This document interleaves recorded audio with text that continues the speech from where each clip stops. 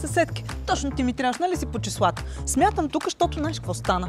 Вчера Шурея ми каза, че в тази сграда преди една година си е купил за 60 000 евро по-евтин от моят 300-стаен апартамент. А ти знаеш ли, че вчера чинка ми И моята чинка ми каза, че си купила за 70 000 евро по-малко, 2 сгради по-нагоре, 300-стаен. Майка, а това там не е ли нашия брокер? Да ходим да го питаме защо така. Айде. А ти знаеш ли, че можеш да говоря чинка ми за 70 квадрата по-малко? Миналата година си е купила година. Момент. Добре, на твоята Шурея колко е голяма спалнята? 11 квадрата. Голяма. Добре, тук твоята е 18 квадрата без гардеробно. А на твоята чинка дневната колко е голяма? 23,77 квадратни метра. Твоята тук е 43 квадратни метра, а чинка ти на пияно свири ли или не свири? Все още не. Тя къде ще го завърта? Хайде сега да отидем горе и да измерим точно за какво става. Айде.